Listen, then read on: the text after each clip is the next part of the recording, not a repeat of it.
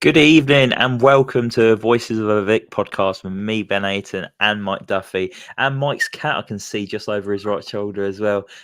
Is that Chandler, Mike? No, Chandler is in here though. That's Flossie. So I'm Oh, sure Flossie. the other cat will make an appearance tonight at some stage and give its thoughts on the game as well. I'm sure they will. But yeah, like I said, it's me, Mike, Flossie, and Chandler to do a Watford review of our 2-1 comeback over Middlesbrough yesterday.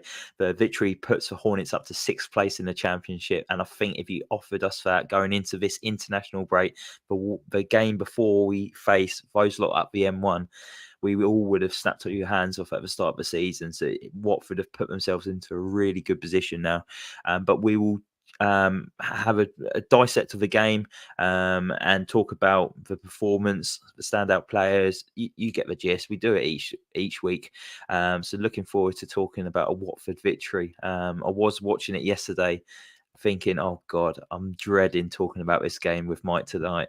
But cleverly substitutions changed the course of the game. So this is where we're going to be talking about a Watford win. But firstly, Mike, I'll come to you first before I come to the Cats. How are you doing, mate? It's a busy week for you, leading up to someone's important day on Friday. Is someone getting married? Yeah, it's a busy week. It's my wedding day on Friday, so that has come round far too quickly for my liking. In the respect of like just everything, having to sort everything, and it feels like you've got a million tasks to sort and barely enough time to sort it. And I was just saying to Ben there before we went live that it's going to be one of the busiest weeks at work that we've had in quite a while, which is typical. But as Ben pointed out, I suppose you'd rather it be super busy and it fly by, because to be honest, I think this week's going to absolutely fly as it is. But yeah, it's crazy. I still remember the day that I proposed like it was yesterday, and it was the day that Watford beat Hull 2-1 and Wesley Hoots scored from his own half. And I was in New York at the time. I didn't get to watch the match, Oh but yeah. I remember everyone saying on Twitter, "Oh my God, Hoots scored from the halfway line!" And yeah, it was a great day all round. So yeah, the voices of the Vic clan will be together again, all together for only the second time at my wedding on Friday. So I'm sure there'll be plenty of pictures floating about social media. But yeah, it's going to be a busy old week. But I'm just glad, like you, Watford sort of rounded off the that week with a win, especially after Wednesday. Wednesday was an absolute horror show. And it doesn't help that one of my groomsmen's a big Preston fan. So he's been texting me non-stop, as you can imagine. So, yeah, just delighted to get the win, and a good position and a good place to be in going into that international break, and then the big game in 2 weeks' time. Yeah, we've put ourselves in a good position for that big game in a couple of weeks' time. But yeah, I'm buzzing for your wedding day, and so is everyone else who's associated to the podcast as well. Joe's kindly picking up Katie en route. Obviously, Cam's going to be there, your brother. So it'd be nice to get us all together. My missus is coming as well, so it'd be nice for them to all meet Kate. So, yeah, looking forward to it. It's going to be a good day, good evening. Sore heads the following day, no doubt, especially if Mike's on the shots. Don't know if I told everyone about him on his stag do when he was dressed as Elton John throwing up outside the police station at 9 o'clock the following day. That's a memory I'm never going to forget. But we'll leave that in the past, Mike, and we'll talk Yeah, about the Watford victory over Middlesbrough. So Watford made 6 changes to the side that lost 3-0 away at Deepdale on Wednesday night. So Ryan Andrews came in for Obaselli. Ken Sema came in for Larucci, Ryan Porteous for James Morris, Tom Deli Bashiru for Imran Louza, Tom Ince for Edo Kayembe, and Daniel Jebison for Vakun Bayo. Mike, what did you make of that starting lineup? Cleverly had to mix things up, didn't he, after that performance away at Preston North End? It was a poor performance, especially that second half in particular. It seemed like it was a tired performance. Did the 6 changes take you by surprise? Yes and no. I think you're absolutely spot on. I think we needed to change it up. It was not good enough on Wednesday night. No way. Absolutely not. And considering how much fans have said Cleverly looks like he's brought the team back together, and it looks like we're fighting again for the badge. Wednesday just was the complete opposite of that. So he needed to change it up. And to be fair to Clevs, he did. He made 6 changes. So I was happy with the squad that he put out. I was a bit surprised by Ince coming in though. I must admit, I perhaps wouldn't have gone with Ince. And I think I still couldn't work it out. I think he changed the system as well, possibly. But yeah, definitely needed. But I'll be honest, the way that we started, I thought we might be in for a bit of a long afternoon again, to be honest, because they absolutely dominated, and we look like the away team, which isn't great when you're at home, considering how well we've been doing. But yeah, change is needed, and fair play to Clevs for doing so. Yeah, it seems to have happened this season, and Watford do react after a poor performance for Tom Cleverley. And luckily, yesterday the boys they did that for us, but not just for us. I think the boys put in a good performance for young Zach Barnes, who tragically passed away at the age of 12. There was a lovely tribute before the kickoff at Vicarage Road. I don't know how Tim held it together when he was reading those words from his mum and dad. I definitely had a tear in my eyes. Many other Watford fans did in the Rookery and all the other stands. No 12-year-old should lose their life to cancer like that. So my hearts go out to the family of Zach Barnes, and I'm just glad that the boys delivered for him yesterday. Because yeah, it's such a sad story. So fair play to the boys for picking up the victory for Zach Barnes yesterday. But we'll talk about the action now, Mike. Like you said, it was like Watford playing like the away team a little bit. We had 4 banks of 4. It felt like we were sitting in. We were soaking up the pressure from Middlesbrough, just letting Middlesbrough have the possession. And to be fair, Middlesbrough didn't really create too much. They didn't have any clear-cut chances in that first half, did they, Mike? No, they didn't, and that's testament to the defence a little bit, and maybe a little bit of their hit and miss as well, because they have been up and down this season so far. I think they're only a couple of points behind us, but I think they've had a real sort of topsy-turvy start to the season. They've had some great results. I think at one stage the commentators said that when they were 1-0 up, that it would have been a 9-point week for them, which any football fan Oh, dreams wow. of in the Football League. So. But yeah, I was a little bit worried with all the possession, but as you say, they weren't exactly making things click in the final third. Quite actually similar to how Watford are in the final third. That end product not being there. I mean, was it Finazes? He should have buried that chance early doors. I think the ball come in, he was unmarked, and he just glanced ahead of wide. So we got away with one there. So the footballing gods were looking down on us for that one. But other than that, I think we rode the storm pretty well. Yes, it's frustrating not having a lot of the ball, but like you say, if they're not doing anything with it, then it's not as bad. But yeah, it wasn't great. I thought, again, I found myself looking at the clock, just making sure we got past the 5-minute mark without conceding, especially because of the possession that they had. But we did, and we sort of had to ride out a bit of a storm in that first sort of few minutes or so. But yeah, it was a very frustrating watch, that first half was.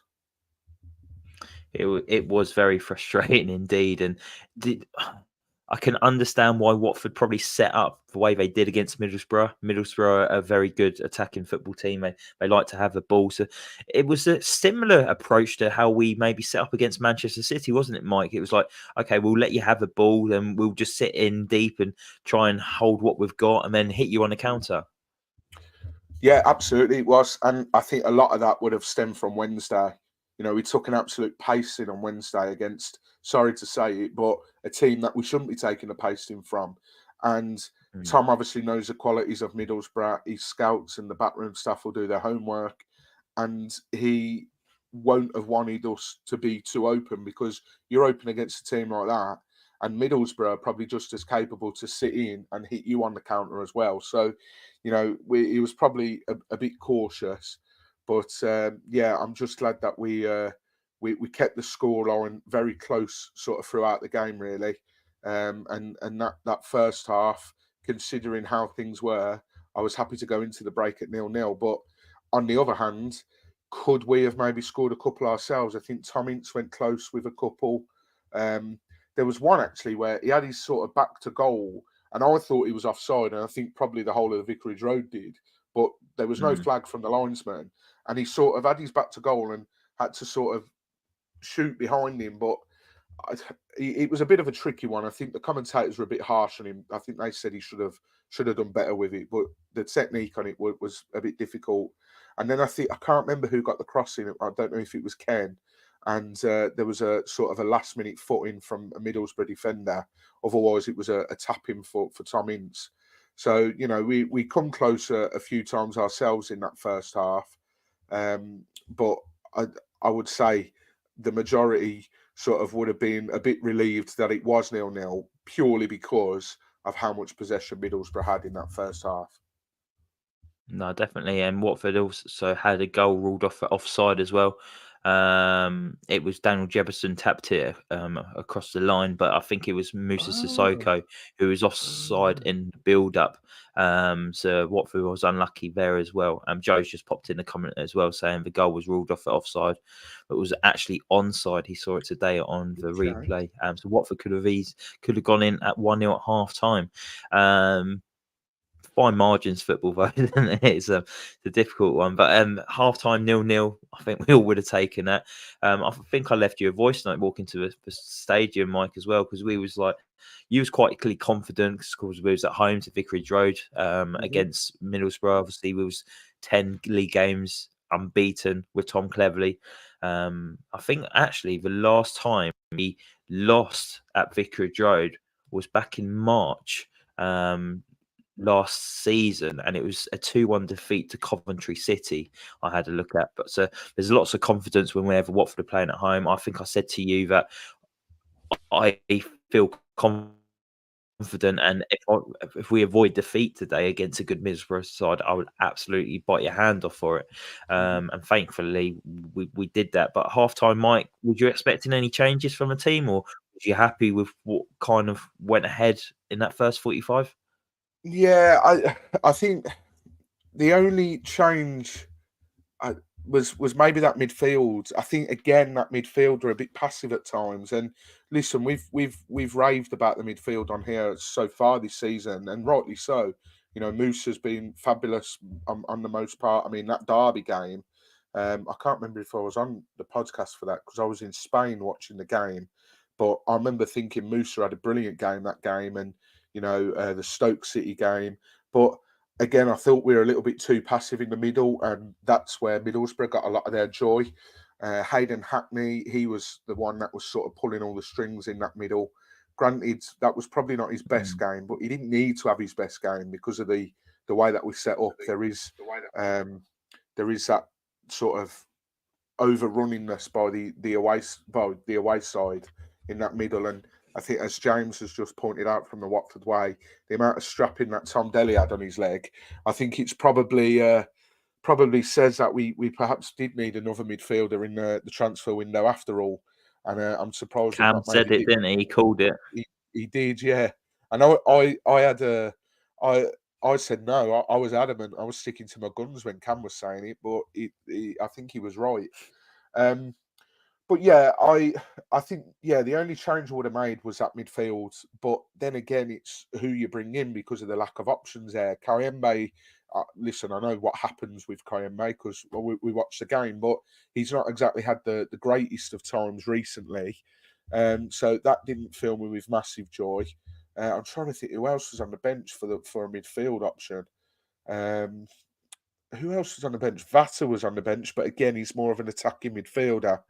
So it didn't exactly fill me with joy. The midfield options. There wasn't someone I was screaming, thinking, right, let's get him on.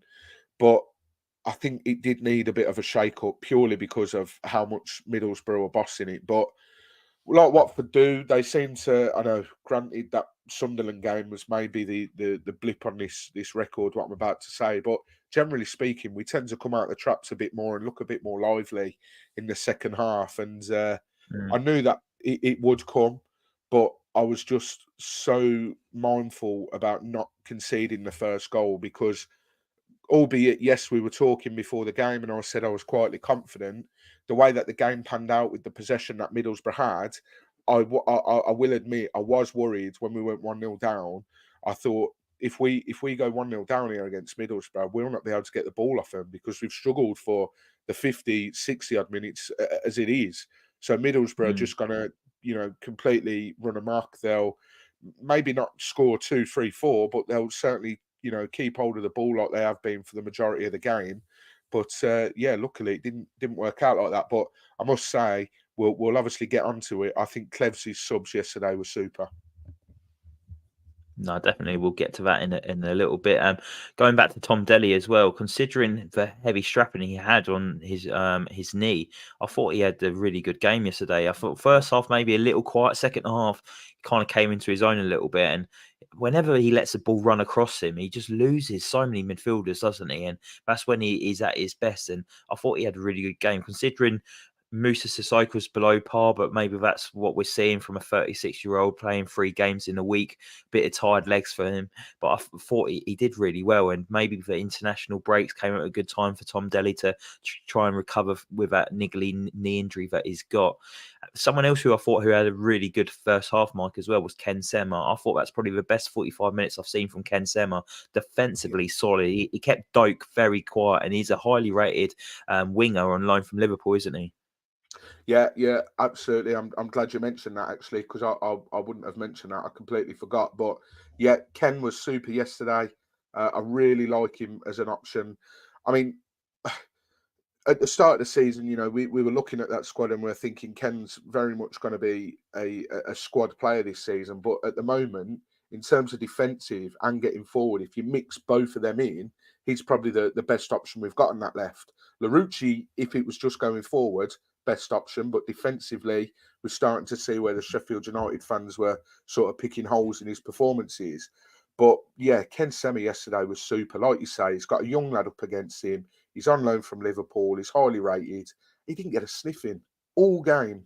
And that's credit to Ken. And he showed his experience. And yeah, for me, even I don't know if Larouci was match fitness was an issue or what, but for me, Ken is staying in the team for the Luton game because he deserves it. And I'm delighted because Ken is turning into a bit of a cult hero at Watford.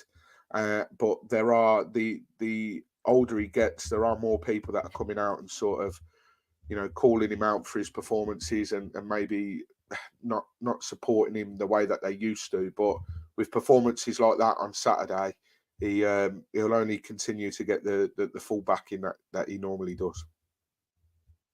Yeah, I think we're starting to see Tom Cleverley showing his cards when we're playing up against better oppositions because he always seems to favour Ken Sema because he knows he can do the defensive side of it when we're playing against good sides, especially like Middlesbrough yesterday coming to the Vic and the opposition in Doak's a tricky winger and Ken really good 45 minutes from him.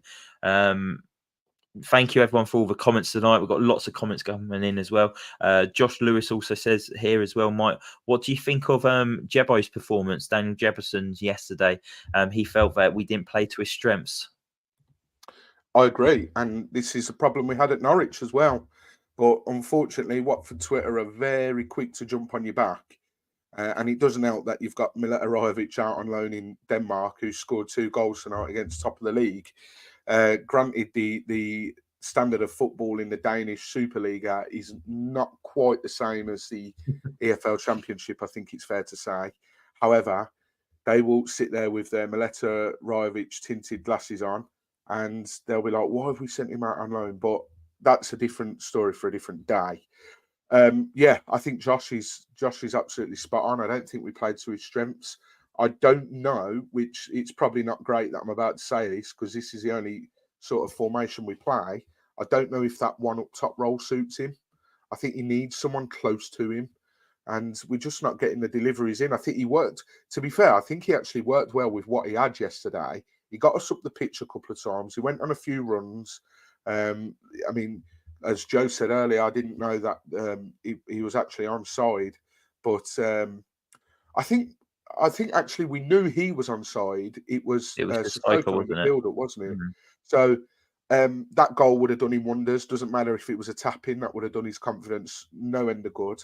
But I think considering the scraps that he had to feed off, I thought he did all right yesterday.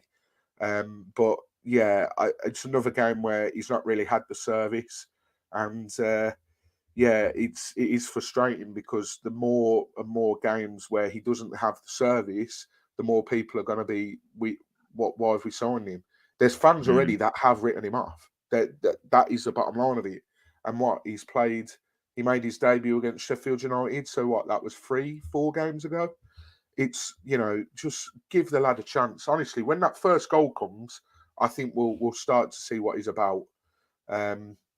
So, yeah, it's just typical that when our striker does get a chance, it's Baah that's on the pitch having to try and take him. Look at bloody Wednesday night, for example, that one-on-one. Still having flashbacks of it now. I've still got the clip on my phone. I don't know why I don't just delete it. I think I'm just in absolute disbelief that actually happened. And you'd like to think if that was Jebo on the end of that one-on-one, he'd have put it away. So it's typical, like I say, that the service is coming when Baah's on the pitch. But yeah, I'm still sticking by Jebo. I think he's a good player, and I think he will come good, and I think he will get his first goal soon. And hey, what? No better time to get his first goal than down the road in a couple of weeks' time, eh? Exactly. He's just saving it for a big one, isn't he? But I did think that's probably the best he's played in a Watford shot so far. I thought it was encouraging.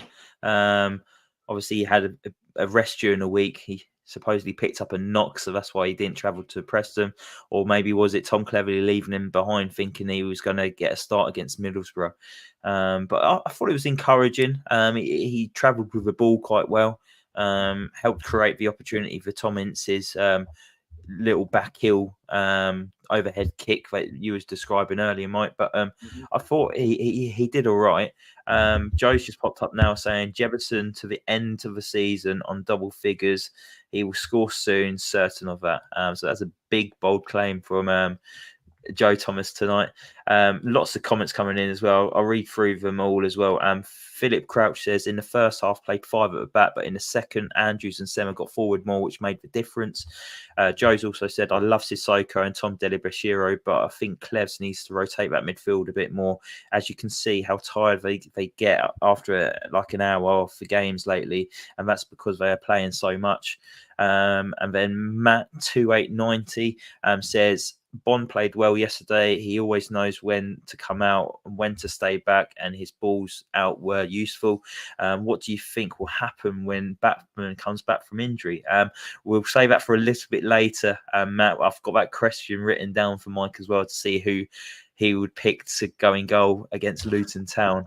Just quickly, Ben, sorry to interrupt. Just Philip's comment, that's the word I'm looking for. Andrews, I thought that was one of his better games yesterday, Andrews. I think he was a lot more positive. Cam maybe upset a few in the week because he said Andrews is League One quality. Now, I'll let Cam have his opinions. That's fine. He Andrews can hasn't fight his been own playing... battle. Well, exactly, yeah. Andrews hasn't been playing great recently. I'm not afraid to admit that he hasn't. I think it's his indecisiveness and his lack of going forwards. But I think Saturday was much more positive from Andrews, and that long throw, the winning goal come from that long throw. I didn't know he had that in his locker, to be honest.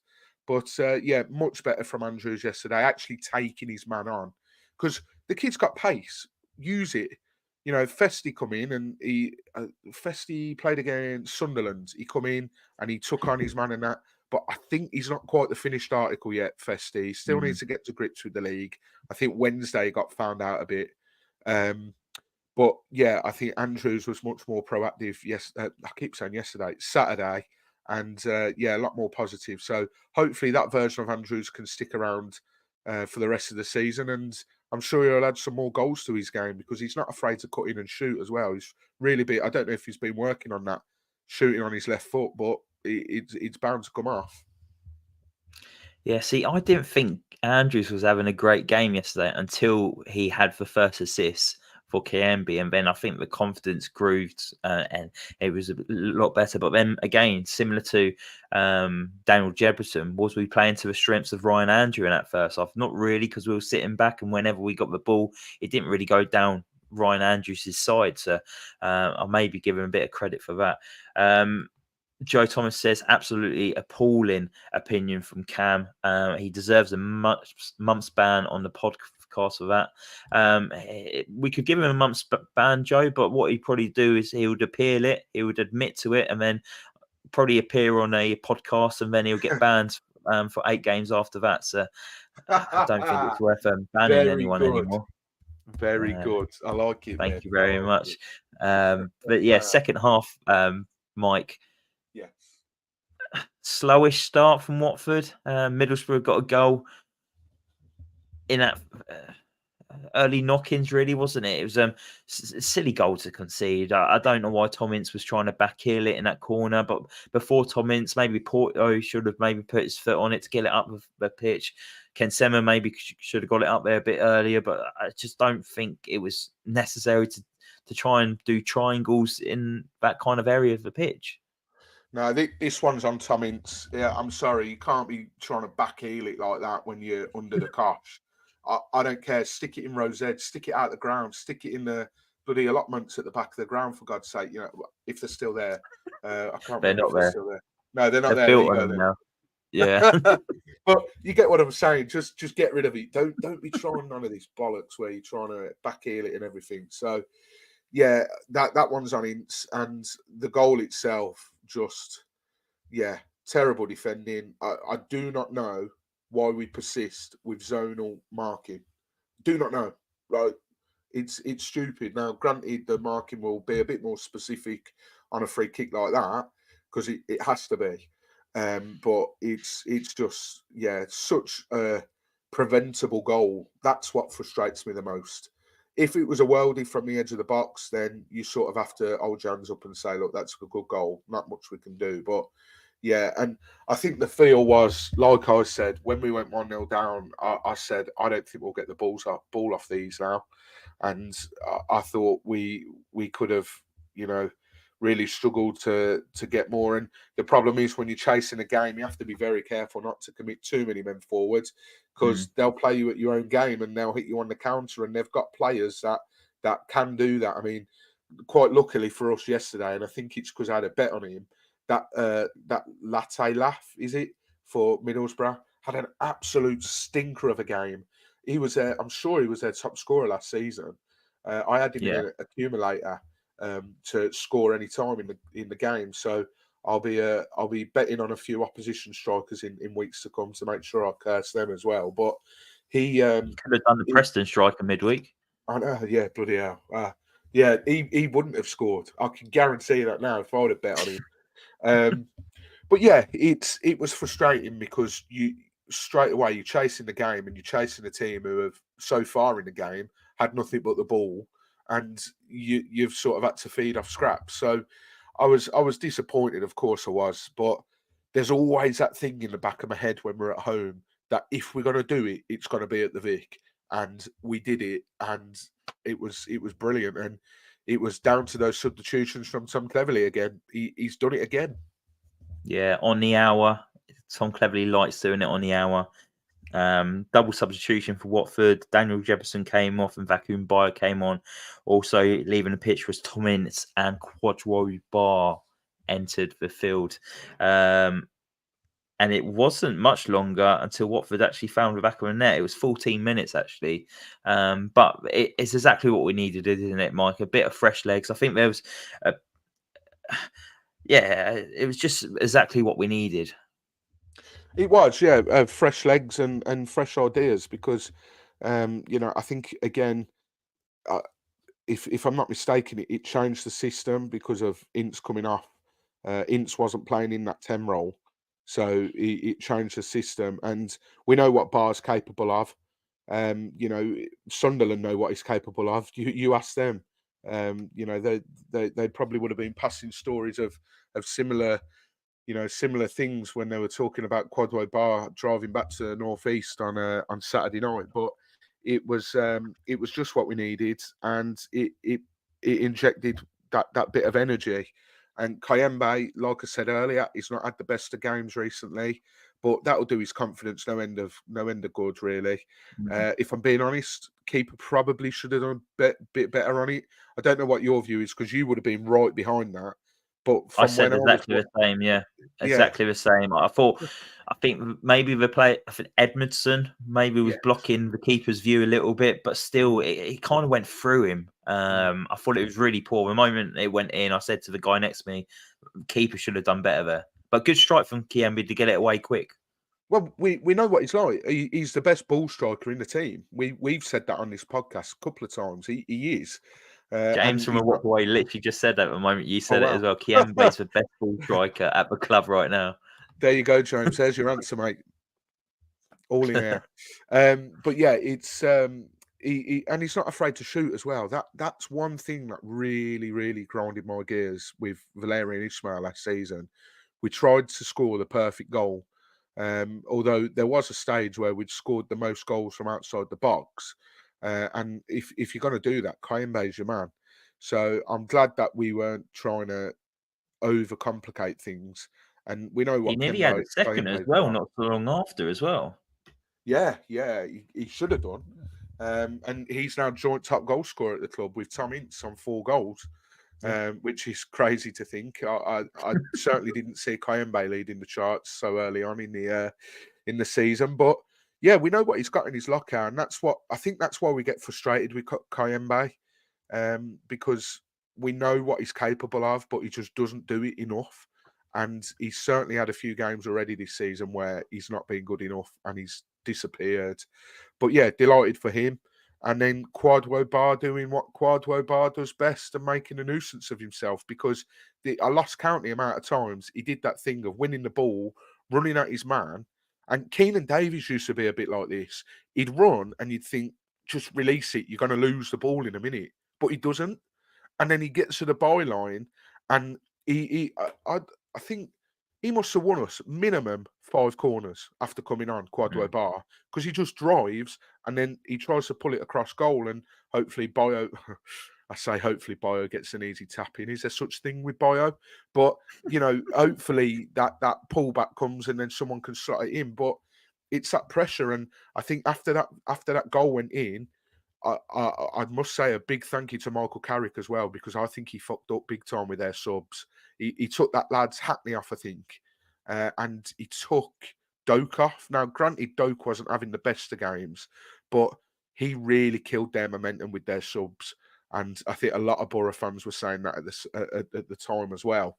But as soon as we got that goal, the Vic was booming. I mean, watching it on TV, it's hard to gauge, but I'd imagine the Vic was rocking after that goal went in when Kayembe scored, and it looked like only one team was going to go on and get the winner. So, I mean, was that the case, Ben? When Kayembe scored, was the Vic rocking again? Because a lot of people have said, to be fair, the atmosphere inside the Vic this season's really ramped up.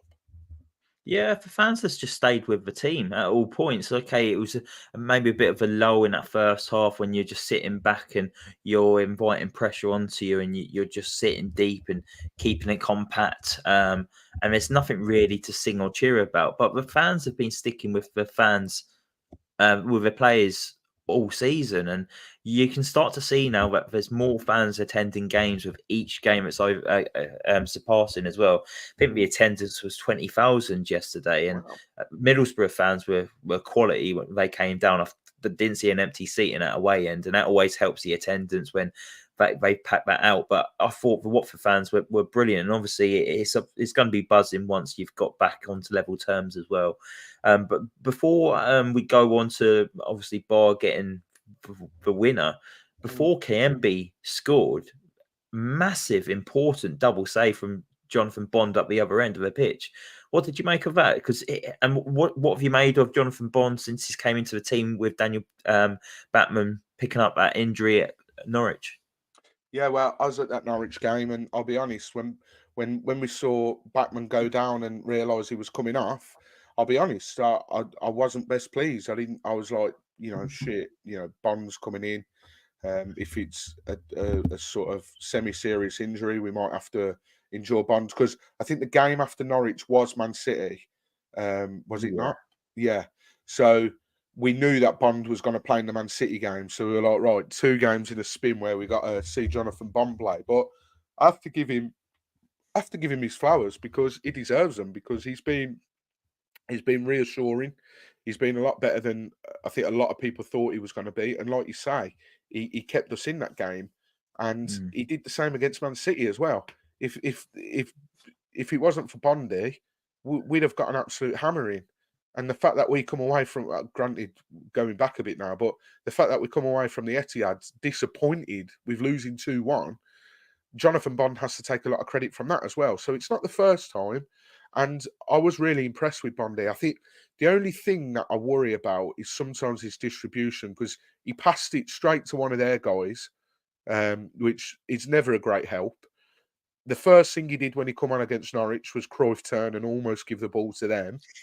The balls on him to do that. Yeah, I know. Well, to be fair, he come off, so I've got to give him credit there, haven't I? But yeah, he's done himself really, really good justice, in this time that Backman's off. And Clev's has got one hell of a decision on him when we return from the international break, because not only is it a big decision because Backman will be, fit again, it's only the biggest game in the club's calendar. So, what do you do? And yeah, I wouldn't like to be the man making a decision, but if it was for me, I would stick with Bondi, because he's done well for me. He really has impressed. What's your thoughts? Would you stick with Bondi, or would you get Batman back in? Because It's I know you're a difficult. big fan of Batman as well. I'm one of Batman's biggest fans. There's not many fans of Daniel Batman though, so I'm probably his number one.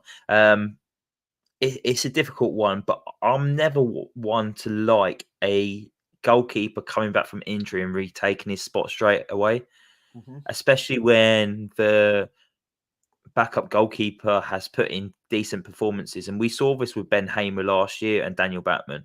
I didn't want Daniel Batman to come straight back in after really good, solid performances from Ben Hamer, because obviously they've taken their opportunity, and that's what we're seeing with Jonathan Bond at the moment. I don't think he's been to blame for any of the goals. I think he's done a pretty good job. I think he's been solid. I saw James from Watford Way put out a tweet yesterday of him apologising to Jonathan Bond because he probably didn't appreciate the signing of Jonathan Bond in the summer, and I hold my hand up as well. I didn't really think we kind of needed a goalkeeper like Jonathan Bond. I thought it was a downgrade on Ben Hamer, but he's made me eat my words, and he's been solid between the sticks. Same with you. I think he could work on his distribution, but then again, Daniel Batman's pretty poor with his distribution. We saw how much he struggled under Val last year playing it out from the back. So I think leading into the Luton game, I would probably stick with Jonathan Bond, same as you. Even though Batman's probably the better shot stopper, but whenever Bond's been in goal, it's kind of made each save look comfortable. He hasn't overcomplicated it. He's always made sure he's pushed it wide enough for the ball not to go back out for a rebound or anything. So yeah, I think, and he's a local lad, isn't he? He was born in Hemel Hempstead. He came through Watford Academy. Don't get me wrong, this would be a massive game for every Watford player at the weekend, but I imagine especially players like Ryan Andrews and Jonathan Bond, who both came through the Watford Academy and both local lads playing against Luton Town. I think that's massive for him. So I would probably give him the keeper's shirt for one more try, Mike. You mentioned earlier about all the corners that Watford had, especially in that second half when Kwadwo Baah kept winning the corners, and so did Ken Sema. Chapmadesti's corners were a bit underwhelming, but I want to stand up for him a little bit here because I don't know if anyone else really noticed it. That sun was terrible. He couldn't see. The sun was glaring in his eyes. So I think that's probably to a case of why he struggled with the corners yesterday. Every time he was putting the ball down and looking up, he was really blinding it. And I don't know if you picked this up on the TV as well, Mike. Whenever our centre half was trying to do the diagonal ball across the pitch, like Pollock was trying to find out Ken Sema or Geordie Chapmadesti, they was putting their hands up over their eyes because they couldn't actually see the ball come across to them. So that and because we're getting to that later period in the year now where the sun's a little bit lower, it really did cause havoc for the players over on that far side. So that's probably why we did struggle with those set pieces yesterday. But I liked what Ogbonna did. I don't know if he picked up on this on the TV as well, because Chap was just hitting that first man every single time. It was like, right, I know what's going to happen. So then Ogbonna stood on that front post for the flick-ons, just to try and if he was struggling, just to flick something on. But yeah, it was a good response from Watford. Kwadwo Baah once again, Mike. Nice long throw from Ryan Andrews. A great flick on from Matty Pollock, leaping like a salmon out of water. And there was Kwadwo Baah. And I thought it was a really smart finish. Great instinctive finish. Like that really, it was one of the best finishes I've seen from a striker for a long time at Vicarage Road. Yeah, it wasn't an easy finish by any stretch of the imagination, because you not only, when a long throw comes in, you've got to be prepared for it to sort of pinball around. And I don't know whether it's something they've worked on where Andrews gets a long throw in and then they look for the flick on, but what a brilliant finish. And I think Baah said in the interview afterwards, I watched his interview after the game. I watched it this morning in bed, and he said that when he hit it, he didn't realise sort of to start with that it had gone in. So I think he surprised himself a little bit with it. And I think he needed that. I think Wednesday was tough for him. He got that start, which we all wanted him to get, and it didn't quite go to plan. And he probably should have scored 2 goals, let's be honest.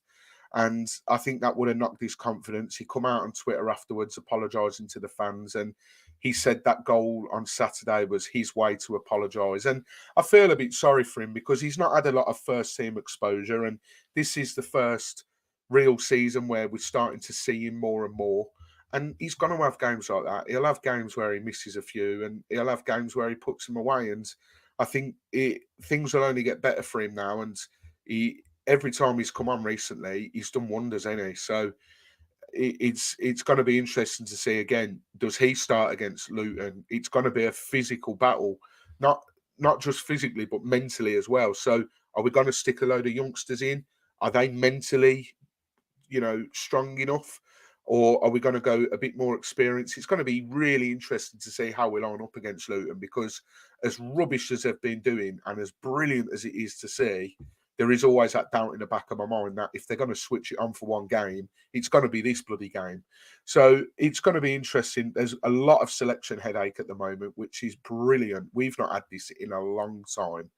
And you mentioned there, Ogbonna, he's another player. His performances, he just brings that calmness to the back. Rolls Royce defender, isn't he? Exactly, yeah. And someone that a defensive type that we've needed for a while. It's going to be interesting when Sierralta comes back. What do you do? James Morris, he's not exactly been, Ogbonna. Sorry, Mike. Question for you. We obviously signed Ogbonna as a replacement for Wesley Hoot. If you had the option of either of them, who would you start? Who or Ogbonna? Who would you prefer to be in your defence right now, Ogbonna or Wesley Hoot? That is a tough question, because we've only seen bits of Ogbonna. But based on what I've seen, if he was to carry it on, then I would say Ogbonna. I think he's a lot more calm than Hoot is. Hoot had that sort of frantic spell in him. I mean, I'm trying to think of the game now. He was a bit erratic. He's got a calming presence, hasn't he? And James from Watford Ways just said Fort Porto seems a lot calmer and composed on Saturday. And I think that's down to the presence of Ogbonna. Yeah.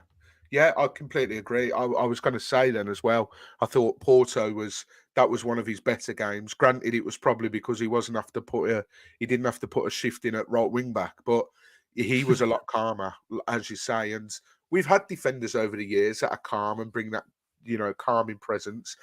Gabriel Angela, Marco Cassetti, cool as cucumbers they were, and it helps the other all defenders. Italian. Yeah, they were actually. That must be the key.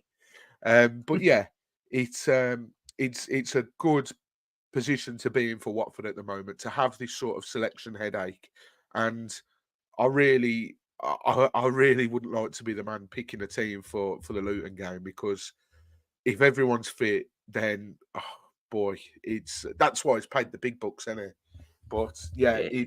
it's a good place to be at the moment, and yeah, a lot of good. And going back to Baah, he was super, really, really was. And if we can just get him to start games and show that for the longevity of the game, as opposed to just being more than an impact sub, because yes, things will be great for him at the moment. He's loving it. He's doing really well. He's coming on. He's making this impact. But he himself will want to start games and be that sort of persistent from the first whistle till the last, if he makes it, or till he's dragged off. So yeah, I think he'll only get stronger and stronger each game. Baah will.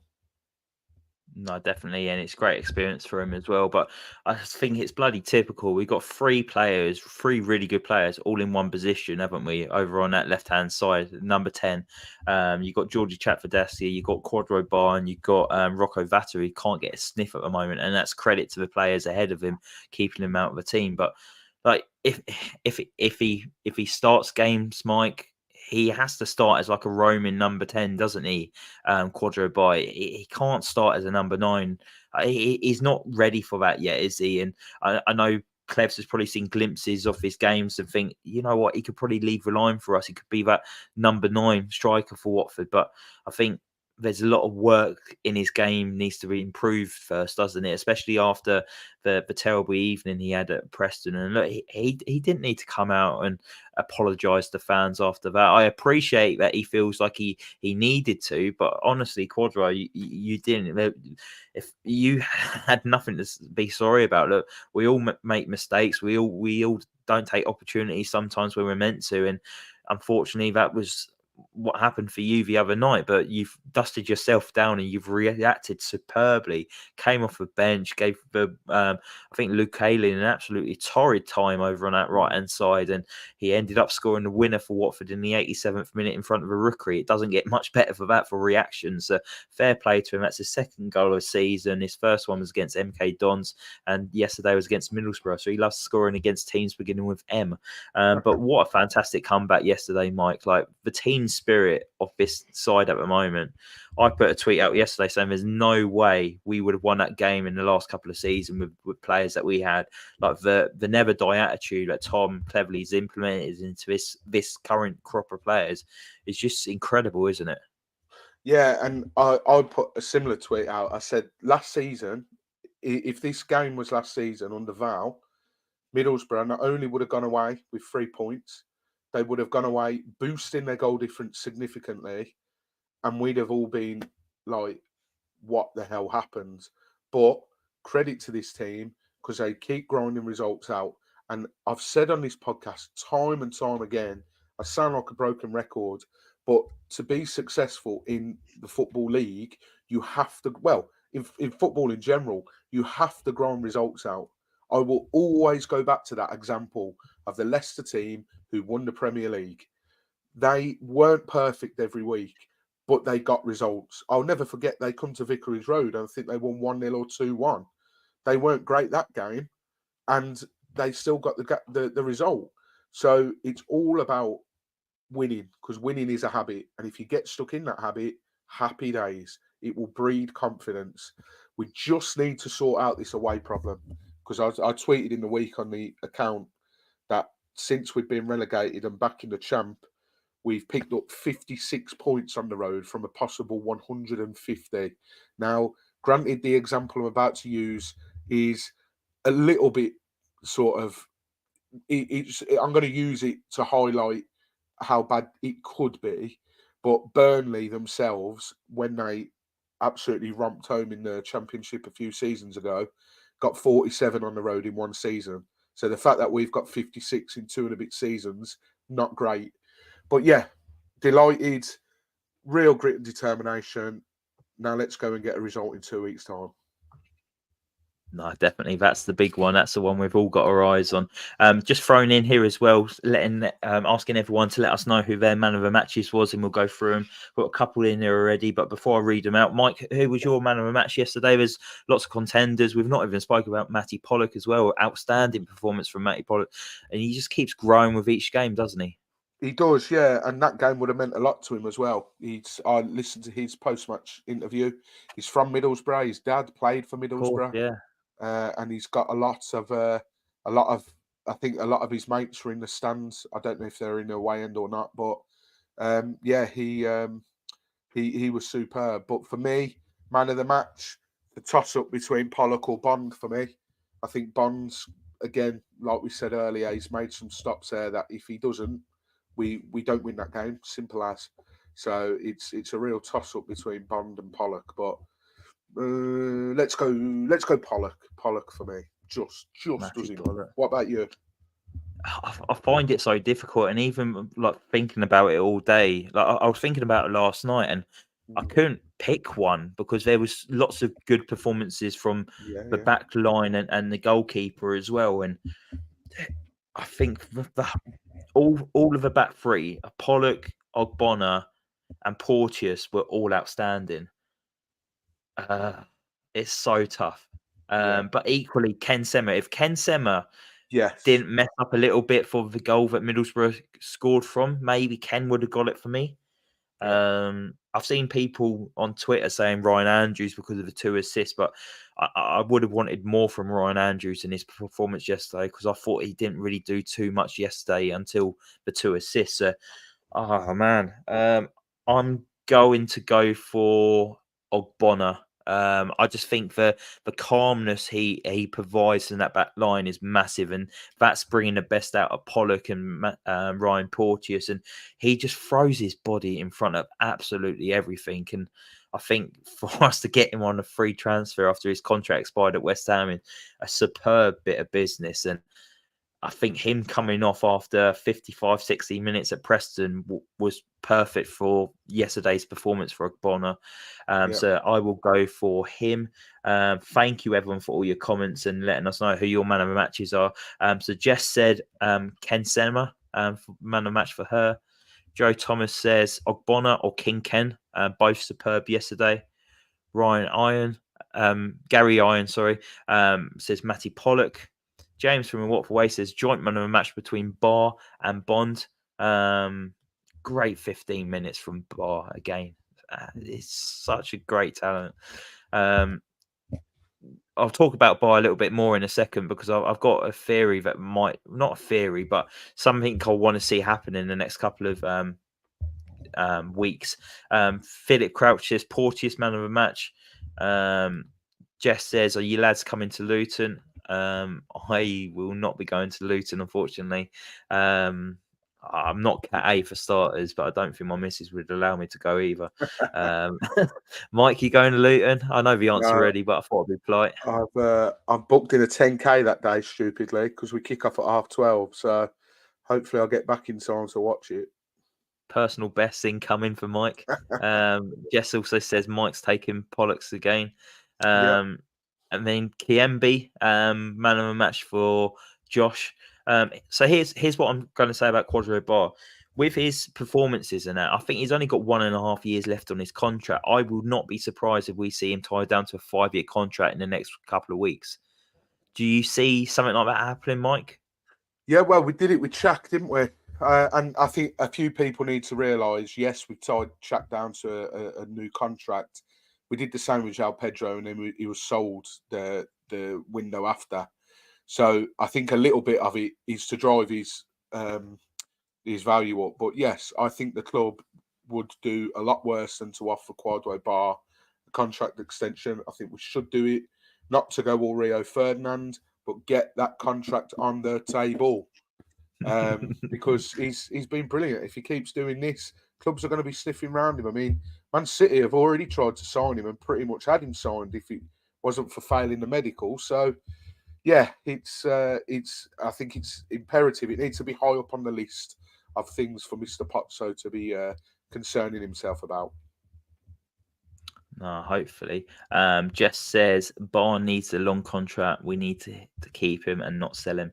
It was interesting as well. James was in this fans chat as well when Scott Duxbury was talking about the assets. He actually named Kwadwo Baah as an asset as well that they had high hopes on, and that's before all these big performances that we've actually seen of Baah.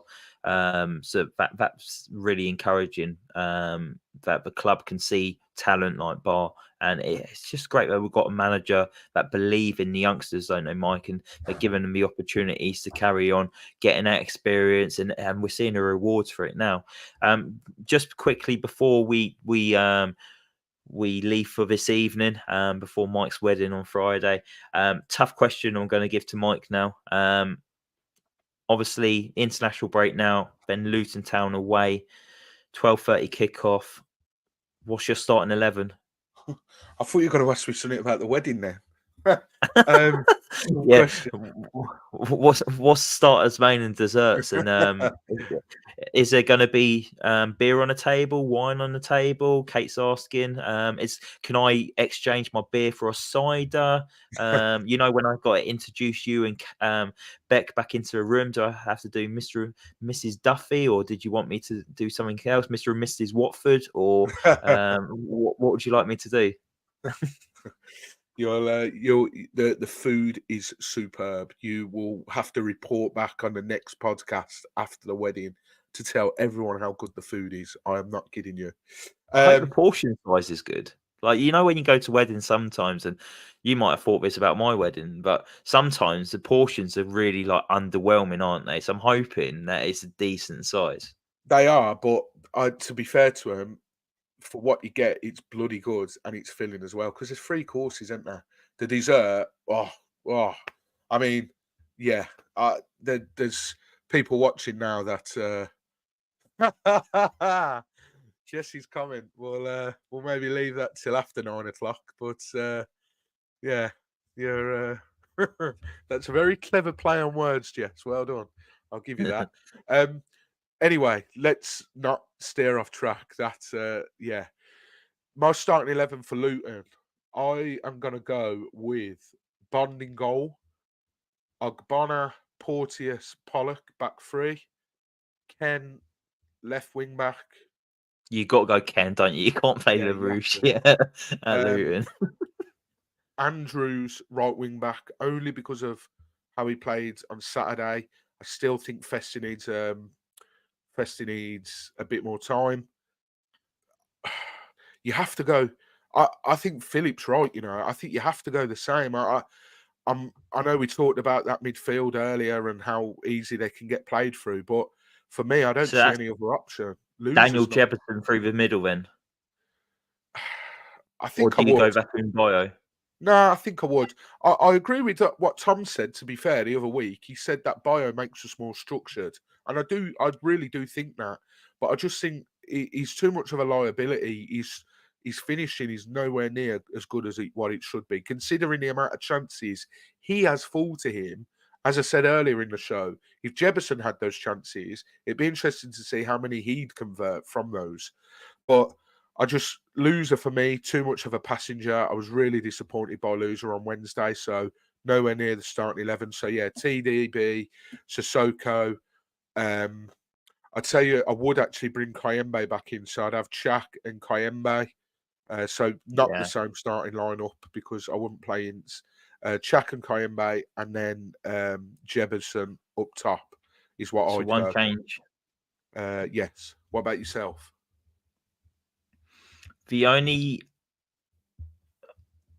I would make either one change or 2 changes, and the second change I'm in an iron about is I'm not sure if Ryan Andrews could do a good job defensively against Luton, and I think Ebosele is a better defender.